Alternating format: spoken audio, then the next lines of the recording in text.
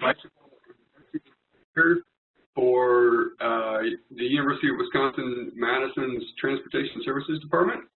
And if everything goes well, you'll be able to watch this or tell other people about it at a later date by going to the bicycling pages on our website, which you can pretty easily find by just Googling with.edu and transportation. This is about bicycling through winter, how to be safe and stay warm and dry. But the basic principles for riding through winter are really the same as the basic principles for riding in traffic any time of the year, except for your need to deal with the weather, really. So the main points are that you need to be visible, predictable, alert, and assertive. And the whole talk is going to center on those things. But before we get started, we're going to do a round of introductions starting with me. I already told you who I am. I've been the Bicycle and Pedestrian Coordinator at UW for about 10 years. Before that, I worked for the Bicycle Federation of Wisconsin, the statewide nonprofit bicycle transportation advocacy organization. And before that, I was earning a master's degree in urban and regional planning with a focus on transportation from UW. So I've been riding through winters here in Wisconsin since 1997.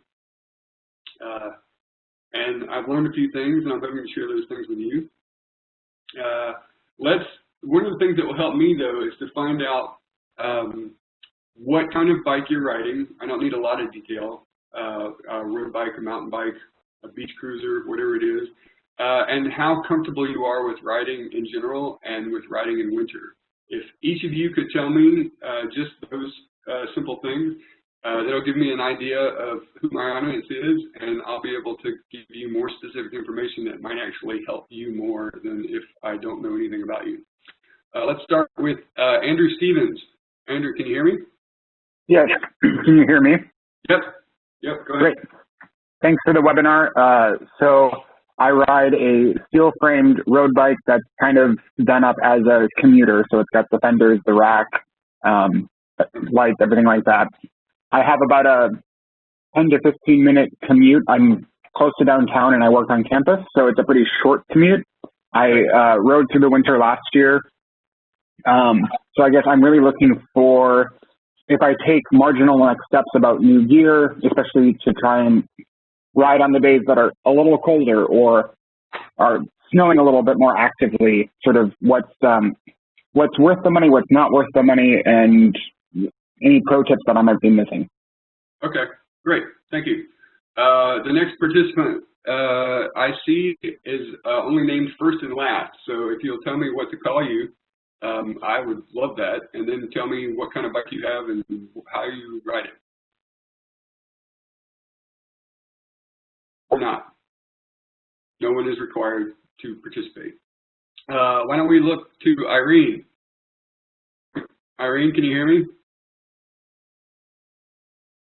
I think you might still be muted, Irene.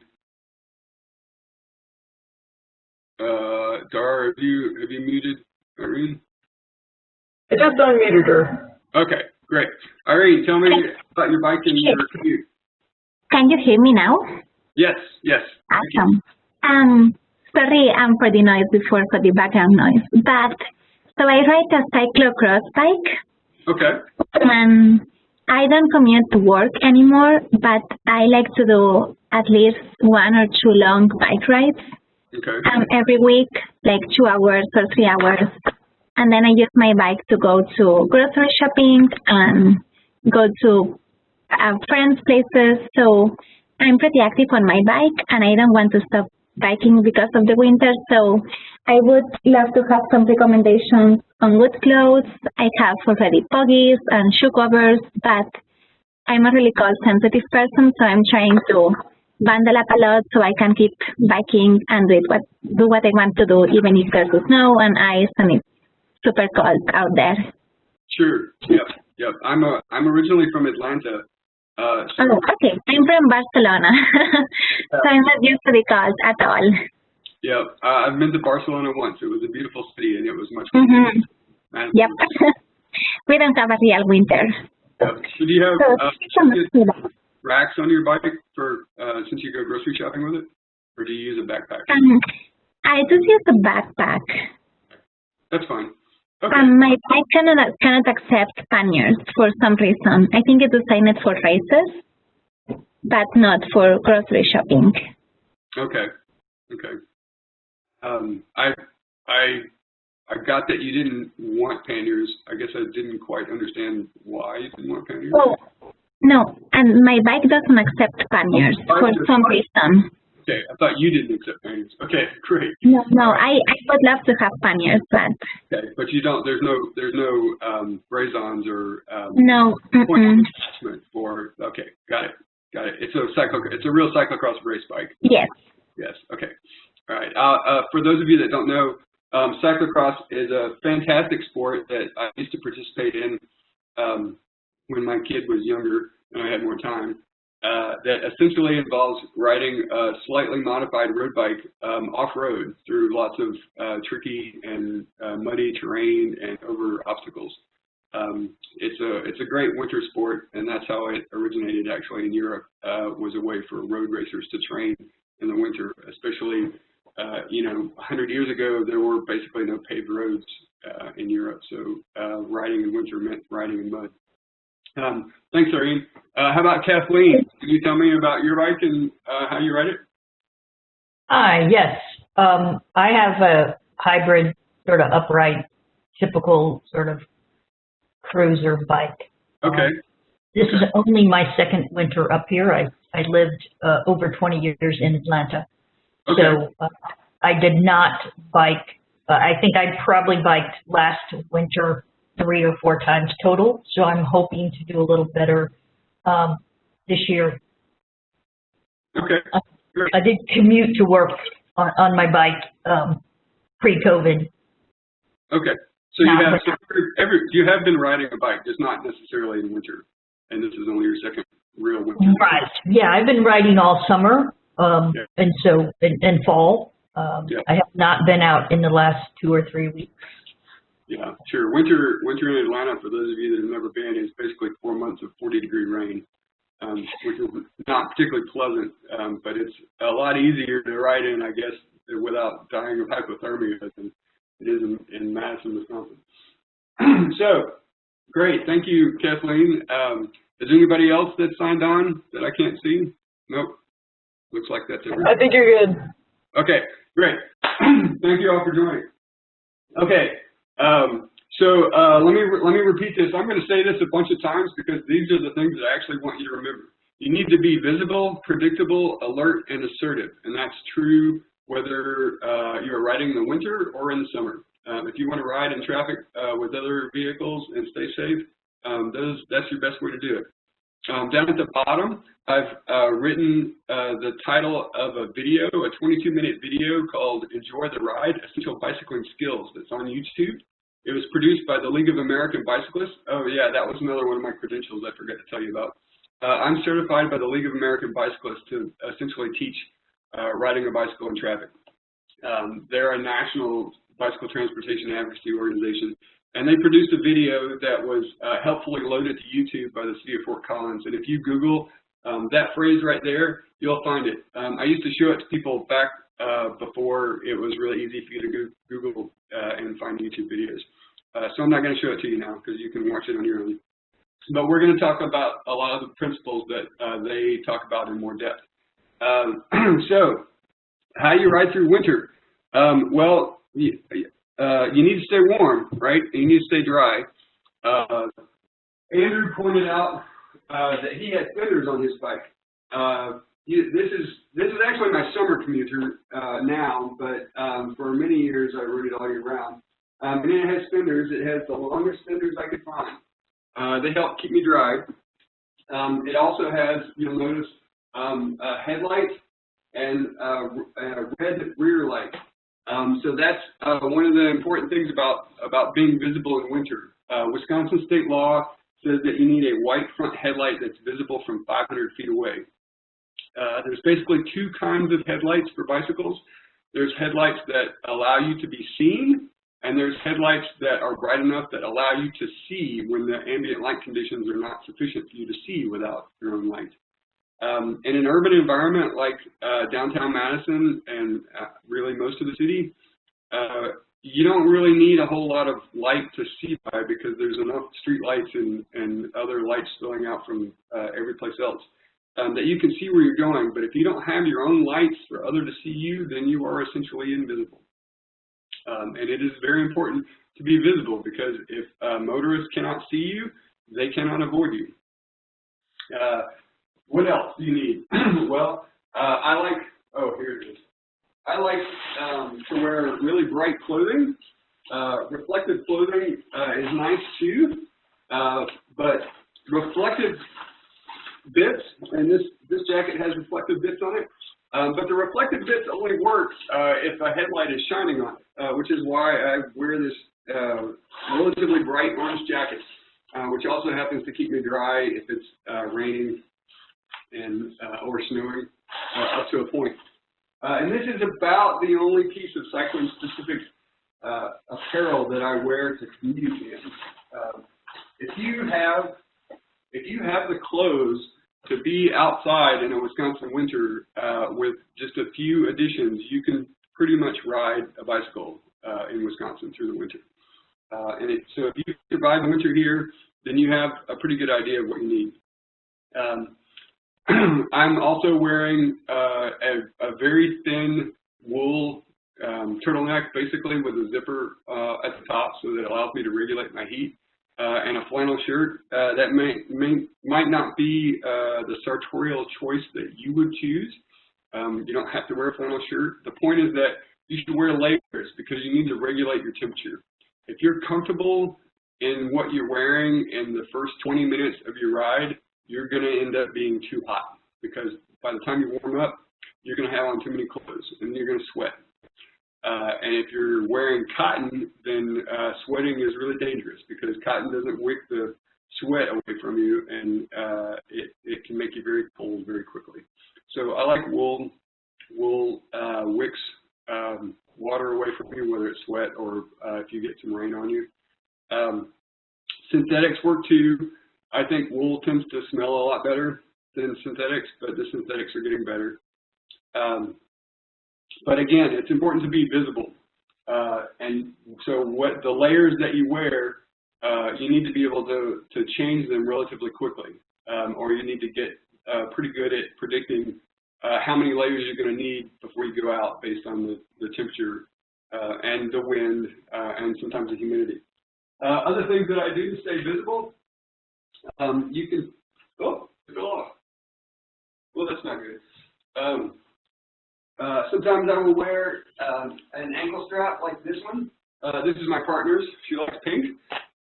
Mine is actually yellow, which helps us to keep from fighting over whose is whose. But it's bright. It also happens to... Let's just make up a little bit. There you go. Can't see that. There you go. Yeah, there you go. You can set it to blink, or you can set it to stay on. And even if it's not on, it's bright yellow. It also helps to keep my pants out of the chain. One thing I'll also note is that my bicycle is about as simple as I can make it. I have one chain ring up front and one cog in the back. It's a single speed because the road salt that gets put down on the road wreaks havoc on all your moving parts. So you need to plan for that. You need to lubricate your chain frequently, and you need to plan on probably replacing parts more often if you're going to ride on roads that have been salted. Okay, be visible. The next point, let me show you my sign again, is be predictable. What does it mean to be predictable when you're riding a bicycle? Well, in general, you want to ride a bicycle the same way that you would drive a car, with a few exceptions. That means you should not be riding against traffic. That's not something that motorists are expecting. You should not make a left-hand turn from the far right side of the road unexpectedly. you shouldn't dive in and out of parked cars. You shouldn't, in other words, you should maintain your position on the road in a manner that people will actually see you. I have taught classes where people were very timid, and if there was a row of parked cars and a couple of empty spaces, they would ride as close as they could to the cars, and then as soon as there were no cars at the curb, they would go immediately to the curb. The problem with that is that then when you try and re-enter the traffic lane, it's essentially the same as, say, a kid darting out between parked cars. The people that are driving are not expecting that, and they're not going to see you. You're not being particularly visible. You're not being particularly predictable. It would be better if we just had protected bicycle infrastructure everywhere, like some of the wonderful lanes that the city of Madison is building, like Bassett Street, for example, and most people are familiar with the Contraflow lane on University Avenue. That's a really good way to get people out and riding bicycles because it makes most everyone comfortable with where they're riding on the road.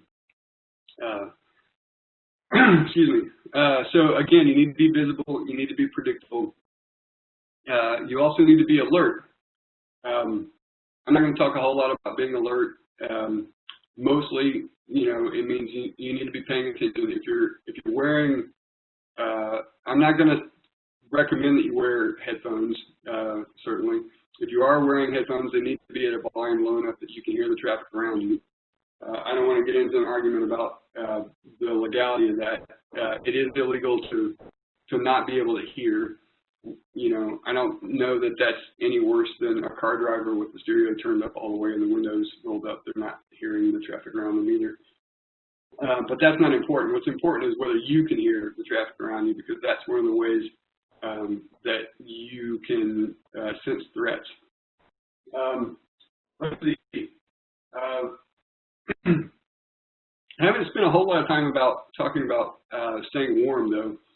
We've already gotten to alert. Let's go back to being visible. I showed you my jacket. The things that tend to make me uncomfortable when I'm riding is my hands and my face. So those are the things that you need to keep warm.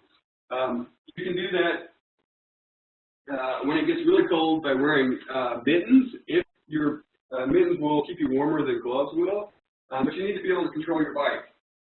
My bike just has brakes and there's no shift levers, so I can wear mittens on this bike and control it safely. If you can't control your bike safely like that, then you might want to wear gloves. I have some really nifty gloves here that are actually reflective. And they keep me warm and they're very visible, especially when I'm signaling, which, by the way, everybody knows that this is a left-hand turn.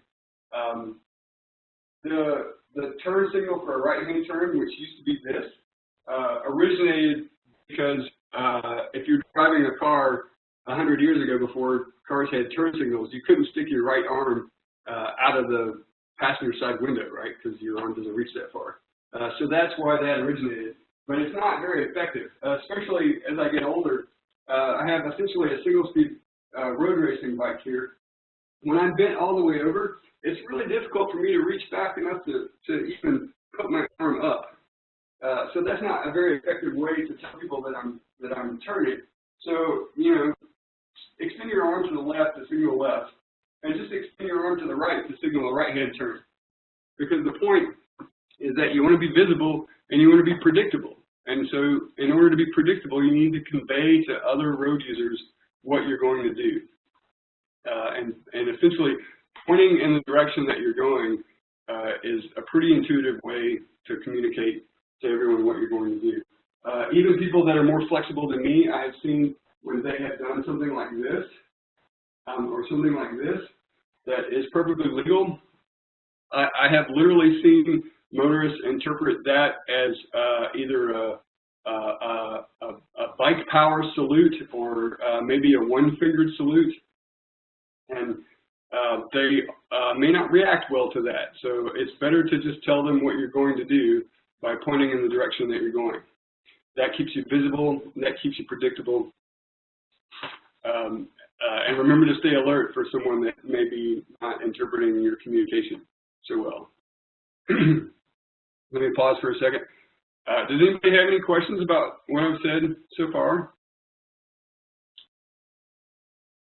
Okay, this is my first time teaching virtually, so it's a little bit difficult for me. Please feel free to interrupt me at any time to ask questions, because I would rather you ask questions when they occur to you.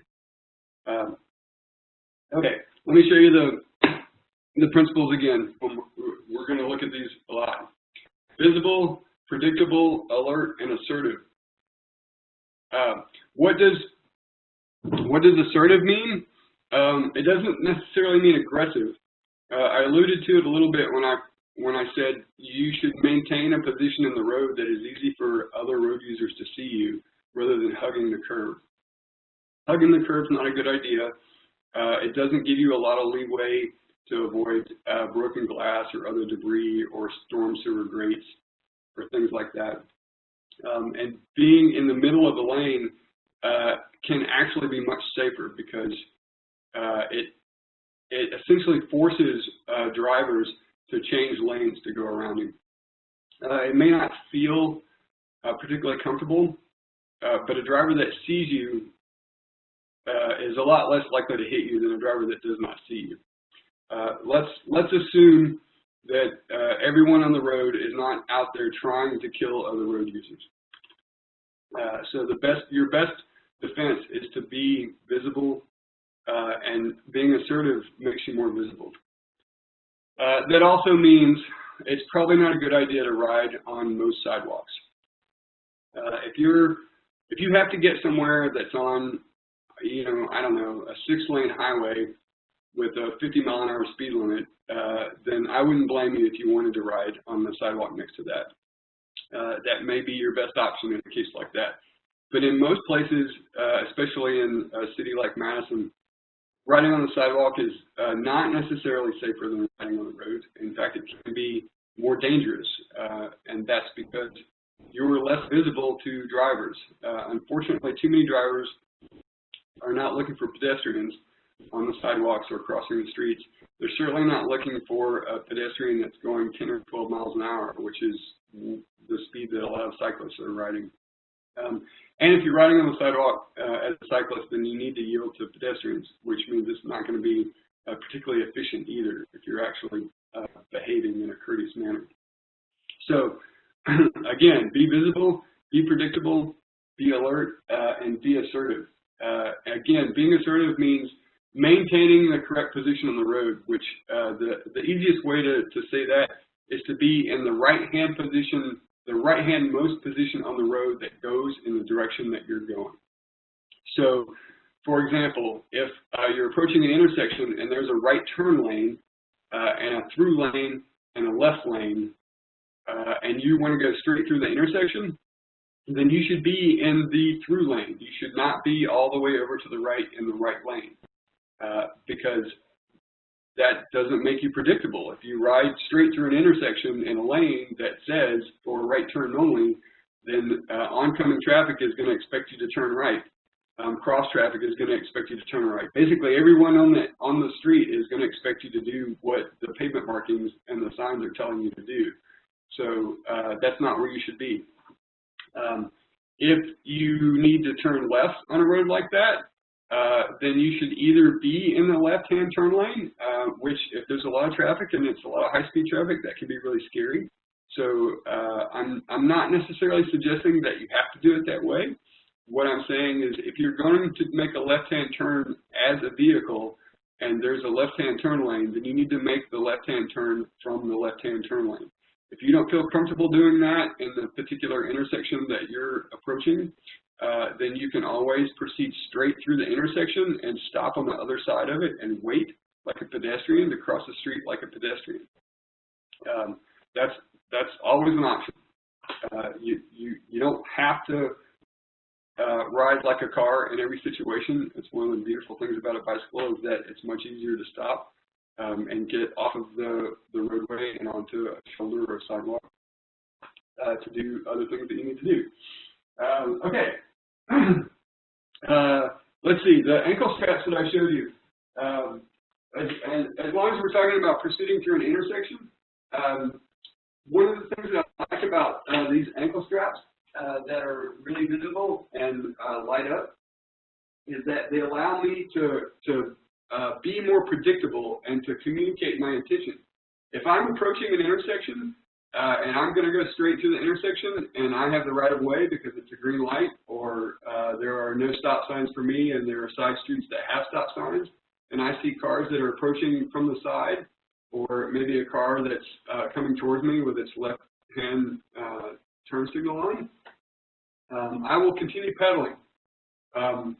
It doesn't necessarily mean that I'm speeding up, but it means that I'm pedaling because the action of pedaling actually tells the other road users that I intend to continue through the intersection, especially when you have very visible ankle straps like these.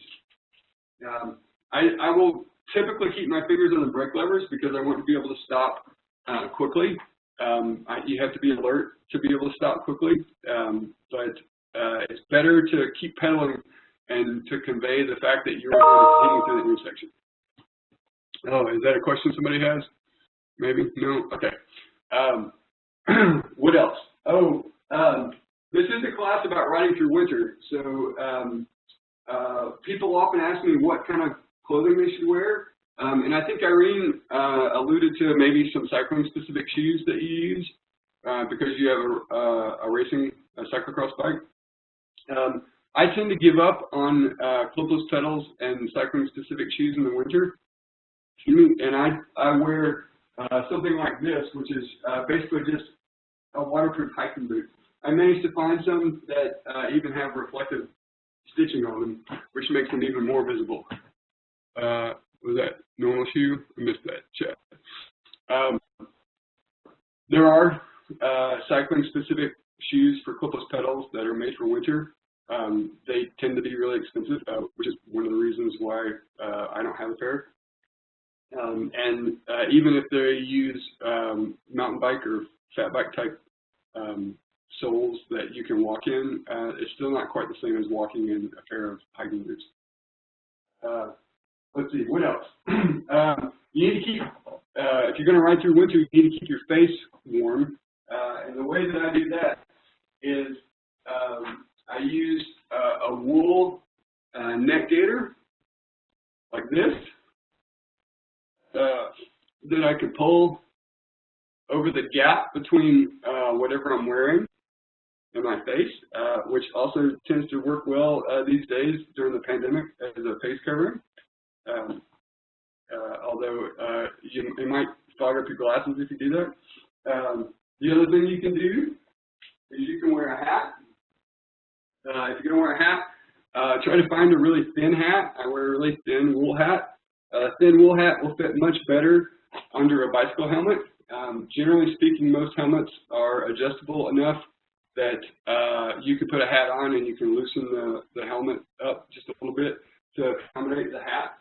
Or even better, if you're going to buy yourself a new helmet for winter, then don't buy a bike helmet, buy a snowboard or ski helmet.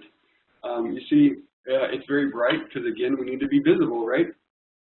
A ski helmet has pads over the ears and insulation in the top. That makes it much warmer. And all but the least expensive ones tend to have a way to close the vents. So when you get started, remember I said that if you're dressed warmly enough to be comfortable in the first 20 minutes, you're going to end up being too hot pretty soon.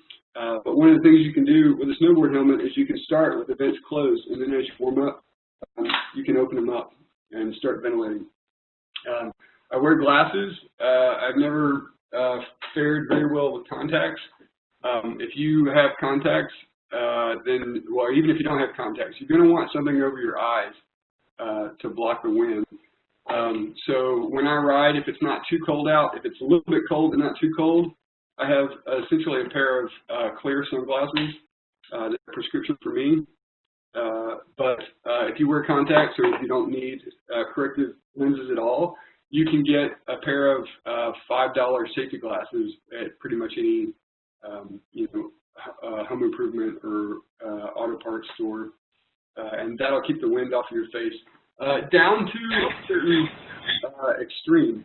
When it gets really cold out, then I start using ski goggles, and because I wear glasses, there's a whole genre of ski goggles that's labeled OTG for over the glasses, which is just what it sounds like, which means that they fit over your helmet and they fit over your regular glasses too. See, that works pretty well.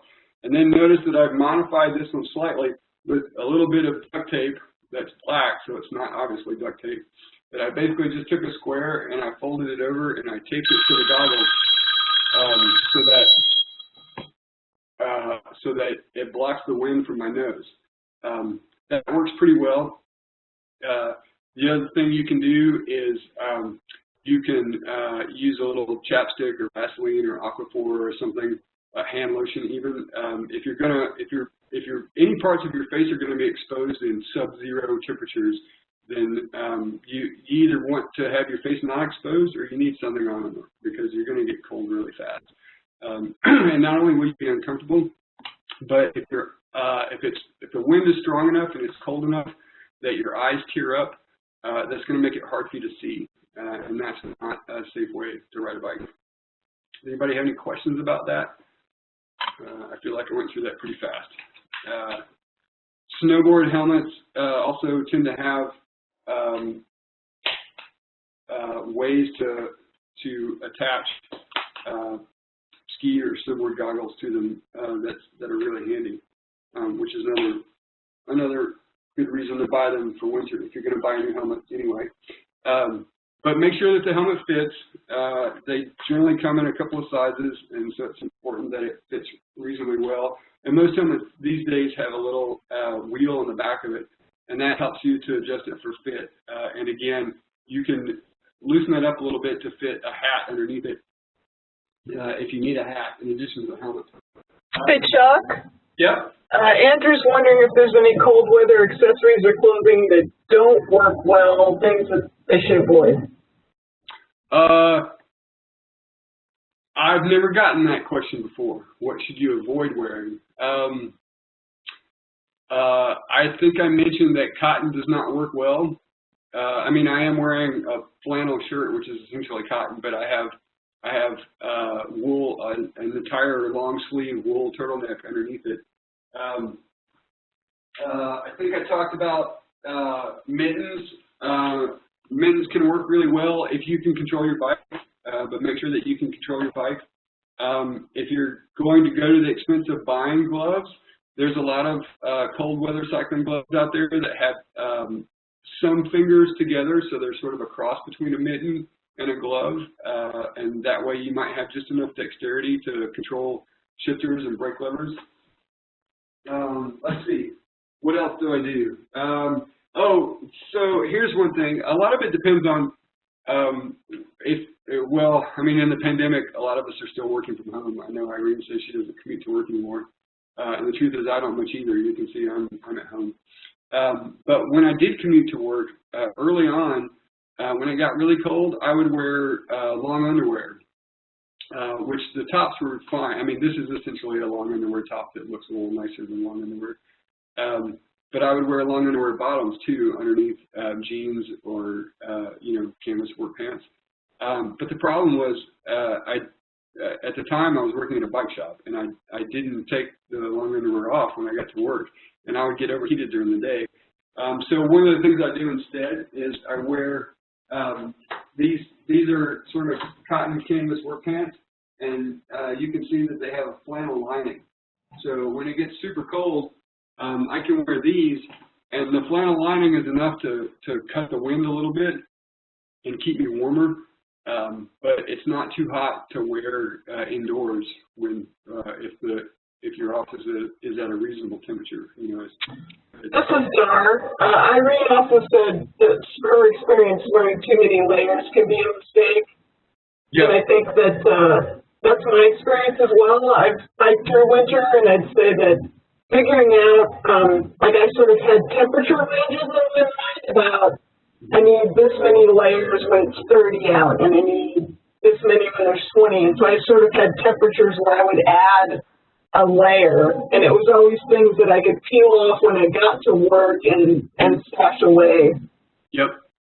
That's a really good point. And I guess I didn't really give you temperature ranges because I feel like that's kind of subjective. When I first moved up here from Atlanta, you know, anything under 40 degrees felt really cold to me. And a lot of it is not just the temperature, but of course the wind chill. And the humidity. If it's 35 degrees and drizzling, that feels really, really cold to me, even now. So I think it's important that your outer layer is at least water resistant. In addition to blocking the wind, it'll help keep you dry if there's a little bit of mist in the air, or if it's snowing but not snowing too hard. I tend to wear shoes that come up over the ankle and avoid shoes that are relatively low cut, which might limit your choices if you're expected to be dressed professionally. And I don't even want to get into the different standards for professional dress for different kinds of people. But I guess the point is, if you really have to be wearing really dressy shoes, then you might want to bring those with you and wear something else. I think Irene mentioned shoe covers. You can use those. They work fairly well, I think, especially for cutting the wind. I don't use them much because I like to ride to work in essentially what I'm going to wear to work. But again, it's important to wear layers because you need to be able to put more on if you get cold or take some off. And that's why I have the orange jacket that I showed you. It's not really insulated at all. It's basically just a wind and reasonably water shell. And if it's relatively warm, I might not wear anything. Well, I've got it's really cold, and I can put a puffy jacket underneath it. Maybe a puffy jacket with a hood, although whether that fits underneath your helmet is another issue. What else would I avoid? Well, another thing that you can do if you want to keep your hands warm is you can get a set of bar mitts like this. Bar mitts is a brand. There's other brands out there, but bar mitts is sort of the name has become synonymous with this style of I think they're also called pogies. Pogie, yeah, that's another name for them. These particular ones are actually made for a bicycle with a more flat or mountain bike style handlebars rather than this one. But you can see that the idea is that you slip them. They have zippers, and so you slip them over the handlebar, and then you can stick your hand in there. And as long as you can still control the bike safely, that does a lot to keep you warm. And if you have those on your bike, then you can get away with wearing much thinner gloves, which maybe help with the dexterity issues. Or if you're going to ride in really, really cold temperatures and you wear big gloves and those, then you can do that with those. And you don't have to get the cycling-specific ones. You can get something similar to that. They're basically made for all-terrain vehicles at a place like Farm and Fleet. That are considerably cheaper because they're mass-produced in much larger numbers. They tend to be a lot bigger and bulkier, but if you want something that works, that's pre-made, that's relatively cheap. I think the last time I bought a pair of those, they were like $25. Or if you want to go really, really cheaply, you can block the wind. You can really just take a milk jug and cut it judiciously, and then zip tie it to the handlebar. It doesn't work very well with drop handlebars. If you can imagine you had regular flat bars, you take half of the milk jug and you zip tie it to the handlebars, and that blocks the wind. I've seen people do that, and it's reasonably effective for essentially free. I think that the bar mitts work a lot better because they're neoprene and so they're insulated. But you know, they're $25 instead of free. What else can you do? Oh, and the bar mitts that I just showed you, they're actually made for drop bar bikes like that. So if Andrew or Irene want to get some that actually fit drop bars, you can do that. But you're not going to find those at Farm and Fleet for $25. They're going to be a little bit more expensive than that. What else? Oh, the other piece of clothing that I have, it's not really cycling specific, but if it gets really, really cold, the other thing you can use is what's generally known as a balaclava, which might look a little bit like a ski mask, but it's a lot thinner. So it will easily fit underneath the helmet, and it basically covers your whole head, including your ears, and I can still get my glasses on. You can even pull it up over your nose like that. And if you have this underneath the snowboard helmet and you're still not warm, then you probably really shouldn't be out, because at that point, probably the schools are closed, even if they weren't virtual. With that sort of gear, I've been able to ride my fat bike in the snow for a couple of hours at a time. And I usually even get too warm and end up having to take the balaclava off, which is one of the other things I should mention. If you can keep your head and your face and your hands warm, then everything else it doesn't matter quite as much, because the harder you work, the warmer you're going to stay, because you're going to be circulating blood through your core. So make sure that your hands are warm, and make sure that you can shield your face and especially your eyes from the wind, because that's part of the issues. That's the biggest challenge for me with riding in winter versus just doing any other outdoor activity, is that if you're riding at any speed above walking speed, then you're basically generating your own wind. You're going to have to find a way to deal with that. That's why I wear the wind shell. That's why I have the goggles and the bigger glasses. And I couldn't find them this morning, but I have a set of literally $5 safety glasses that cover your eyes pretty effectively. No worries, Andrew. Thanks for coming. The first time I rode into sub-zero temperatures in the winter of '97, '98, with just glasses like these on, I came around a building that was blocking the wind off the lake, and as soon as the wind off the lake hit my face, my eyes started tearing, and then my eyelids froze shut. That was not a great experience.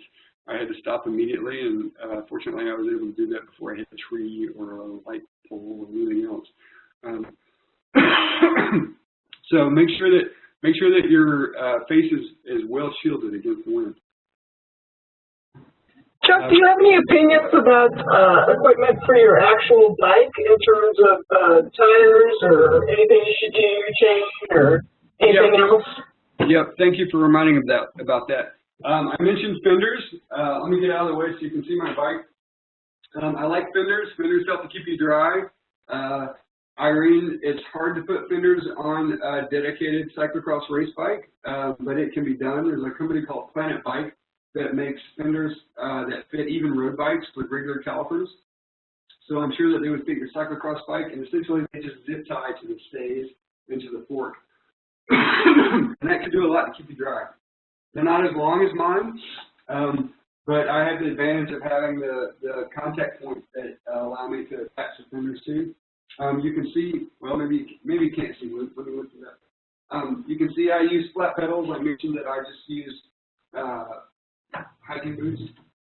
I like grocery bag panniers because it's easy for me to carry things.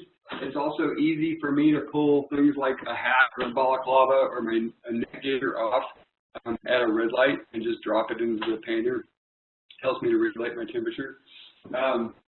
What else do I like? I mentioned that my bicycle is very minimalist in that there's only one speed, so there's less to maintain. I'm not saying you have to go out and buy a bicycle for riding through winter, especially since if you ride on salted roads, it's going to get trashed pretty quickly. But if you are thinking about riding a bike if you are thinking about buying a bike specifically to ride through winter, then it might be worth investing in one that has an internally geared hub, because then you have one chainring up front and one cog in the back, and no derailleurs that need to be maintained. Excuse me. If you're buying a bike specifically for riding through winter, or trying to convert another bike that you have, it's also useful if it already has attachment points for racks and the fenders. You can get around that. I mentioned how Irene could use the Planet Bike fenders made specifically for road bikes. I think Kathleen's hybrid probably already has attachment points. I'd say another strategy about getting a bike for winter rather than getting one that has, fancy internal hub or whatever is just to get a cheap bike that you are okay with it getting trashed. Yep. And you can, absolutely. The best thing that you can do to make a bike winter ready, I think, is put fenders on it. And if you're really going to ride all year, it might be worth investing in studded tires. They can be pretty expensive, especially if you get ones with carbide studs. But the carbide studs last a lot longer than ones that have just mild steel studs. Excuse me. You don't necessarily need studded tires all winter. They're mostly useful in the shoulder seasons. In the springtime, snow melts when it warms up, and then it freezes again at night, and so it tends to make lots of icy patches. So it's important to have them then. And early in the season, in late fall and early winter, sometimes it's warm enough during the day that it rains instead of snows, but then it does below freezing at night. Of course, they're not going to hurt to have studded tires if you're going to ride all through winter. I just leave them on all winter, but they're especially important in the shoulder seasons. And that's one of the best things you can do to the bike that you already have, or if you just buy it, if you find a cheap used bike.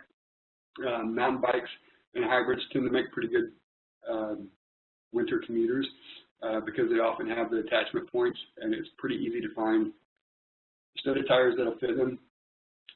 There's not a whole lot of options for studded tires that fit on road bikes. Irene might be able to squeeze some on her cyclocross bike because that bike's specifically made to accommodate a little bit wider tire than a road bike, but the options are still going to be fairly limited. Let's see.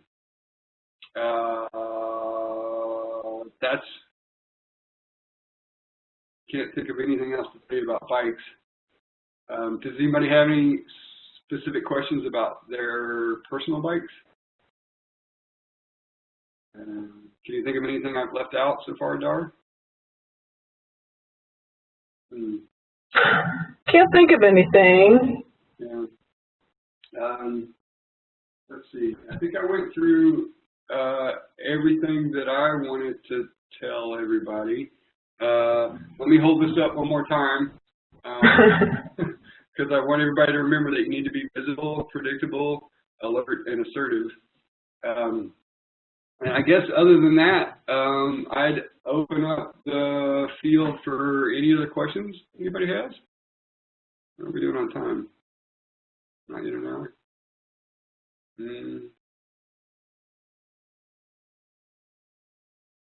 Okay.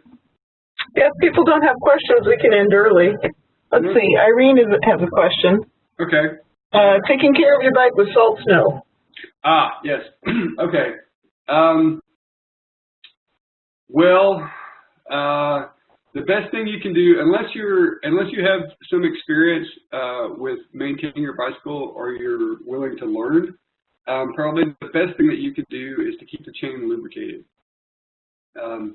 And the best way to do that is to buy a good lubricant. I like Tri-Flow. It's what the UW Lock Shop recommends that we use on locks.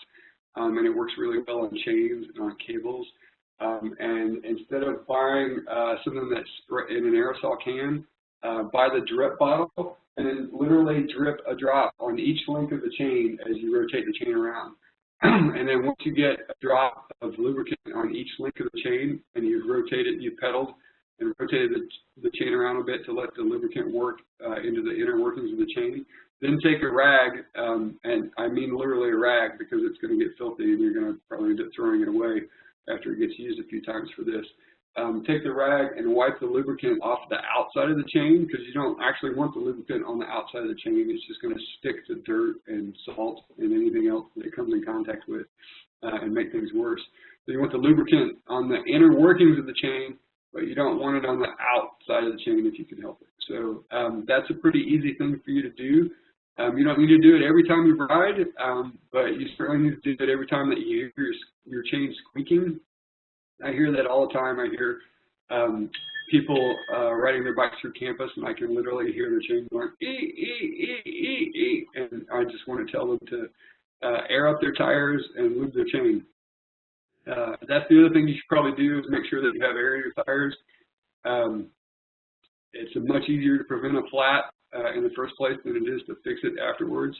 You can go to our website at wisc.edu, transportation. If you Google those things, you can find our website, and we'll have all of our maintenance videos online so you can see how to fix a flat tire. But put air in the tire before it goes flat, and maybe you don't need to change the tire. Let's see, what else can you do? Did you answer the question about dry or wet lube? No, I didn't. I wouldn't recommend dry lube in this climate at all. Dry lube was, quote, dry lube is generally speaking paraffin wax suspended in some sort of medium, and it works best if your chain is really, really clean to begin with. And by that, I mean, it doesn't even work if you take a brand new bicycle and put dry lube on it, because a brand new bicycle comes with a pretty thick, almost solid at room temperature lubricant on it that the dry lube is not going to penetrate. Dry lube was formulated for people that were racing bicycles in really dry, dusty conditions like the desert. That's not going to work in a Wisconsin winter. What you're riding on is, if you're lucky, bare pavement because the plows have already come through. And if you're not lucky, it's a lot of slush, maybe mixed with road salt. So you need a real lubricant. And the Tri-Flow that I recommended is essentially Teflon suspended in a petroleum base. That's going to work a lot better. I have used dry lubricant in the past. And it works in the right conditions, but I almost never see those conditions in Wisconsin, unless you're riding in the southwestern part of the state, which is kind of sandy in August. And again, for it to really work well, everything that you apply it to needs to be really clean to begin with. So when I used it, I would take the chain all the way off of my bicycle and clean it in an industrial parts washer, just like they would use in an auto parts shop or a bike shop that offers service. And I would get the chain completely dry, and then I would hit it with compressed air. I'd get the chain completely clean with the solvent that I was using, and then I would use compressed air to get it completely dry, and then I would put dry lube on it. Or for a while, I was even experimenting with melting paraffin wax and dipping the chain in wax, which actually worked really, really well. But that's a lot of work to do that. And even as a professional mechanic, which was something else I was a long time ago, that's just a lot more effort than I want to expend these days. And I also don't have access to an industrial parts washer anymore. So I would recommend lubricating with Tri-Flow specifically, or some kind of lubricant that is Teflon in a petroleum base. Which also begs the question, nobody's asked it today, but people will often ask about using WD-40, and I do not recommend that either. Unless your chain is so far gone that the pedals won't turn, WD-40 was essentially developed to dissolve the corrosion on, say, rusted lug nuts of trucks and tractors, and it's mostly solvent.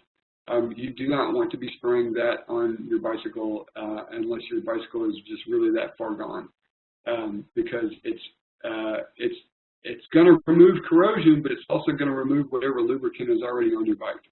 And if you manage to spray it onto surfaces like your hubs and it gets into your bearings, which are packed in grease, then it's going to make everything so much worse than the road salt is going to do, because most bicycles have a reasonably good seal to keep the grease inside where it needs to go.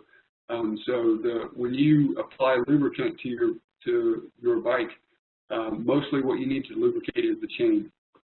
You can also drip it if you've got, I don't know, it might be hard to see from there, but I've got brake cable housing that runs to stops on the frame, and then there's this bare brake cable right here. You can always lubricate your cables right there too. If I disconnect my brakes to give me a little bit of slack, I can top this housing off, and then you can drip lubricant right there, and that does wonders for making your brakes work better. And you can often also do that with your shifter cables. If your bike has split stops like that on the frame that allow you to. So you're dripping the lubricant into the housing where the little hole for the housing is. You can do it that way, or you can literally just move the housing and drip it directly onto the cable, and then put the housing back where it goes. That might be kind of hard to see from there. There's probably, if you go to our website and look at the classes on shifter and derailleur adjustment and maintenance, or even the brakes, you could probably see India showing you how to do something similar to that. Let's see. What you definitely do not want to do is getting lubricant on your rims or your brake pads if you have rim brakes, or the disc brake if you have disc brakes, the disc brake caliper. That is the one place on your bike that you do not want to lubricate, because your brakes rely on friction to stop the bike. So if you've got lubricant on your rim, it's best to clean it up with a rag, or even better, get some acetone. Or if in a pinch, nail polish remover is usually about 70% acetone, and some fragrance in it, and that's probably better than nothing. But I use acetone. Put a little bit of acetone on the rag and wipe it on the rim, and the reason why you use acetone is because it cleans all the lubricant off, and then it evaporates almost instantly, so you don't leave any residue for anything. If you use other cleaners on your rim, they might clean the lubricant off, but then leave some sort of residue that is almost as bad as the lubricant. So those are excellent questions. Let's see, what else? Pay attention to, if you've got studded tires, pay attention to the studs on the tire and make sure that you haven't lost too many of them. Air the tires up. Your tires usually have a label on the side that gives you a recommended range, a minimum and a maximum. I could talk for half an hour on that, but I'm not going to. I'm just going to say, you generally, the higher the pressure, the less likely you are to get a flat, but also the lower pressure that your tire is at, the better your traction is. So you want to find the happy medium somewhere between too low a pressure to not avoid getting a flat, and too high a pressure so that you bounce around too much when you hit potholes and things.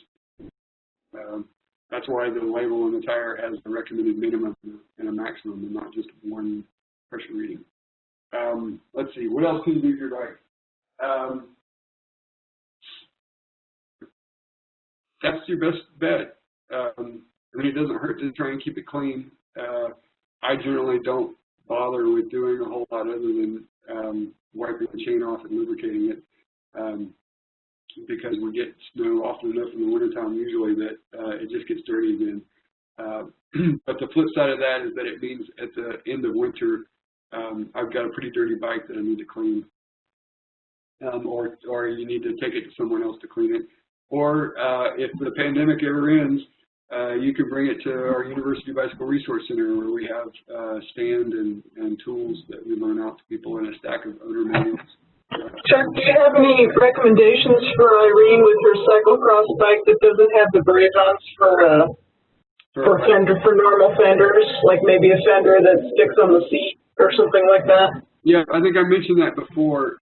There are fenders that attach to the seat post. I don't like them as much because it's pretty easy for them to get knocked out of alignment, and then they're not covering the tire.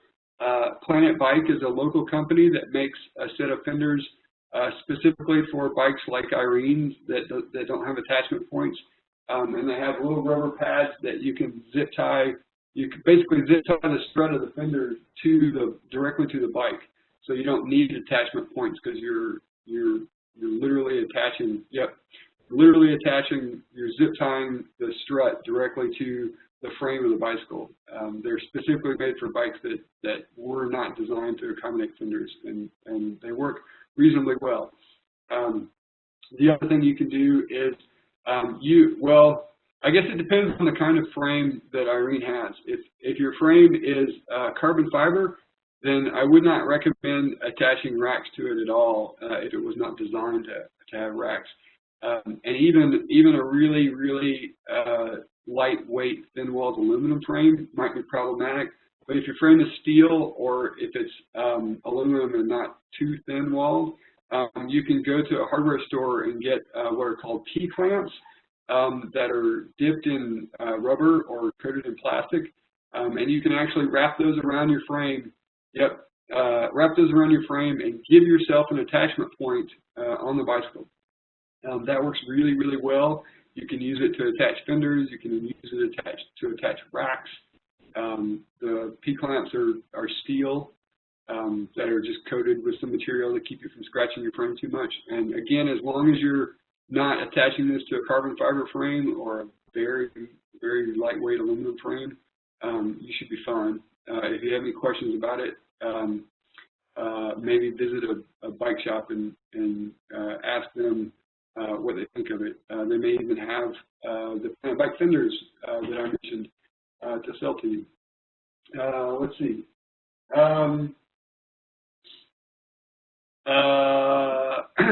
A lot of bikes these days come with a steel or aluminum frame, but a carbon fiber fork.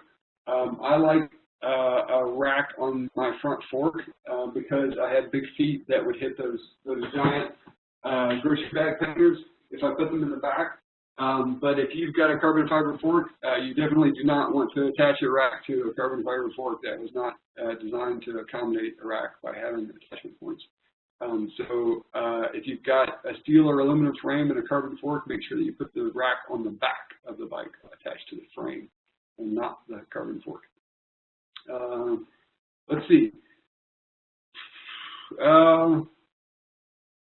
I think that pretty much covers Irene's bike. Kathleen, do you have any questions about your bike? Or the other person? No, I have a rack and fenders already. For me, it's just a matter of staying warm and safe, I think. And you've covered a lot of that. Thank you. Okay, I covered that. You didn't have any questions about staying warm? Okay. Well, does anybody have any other questions?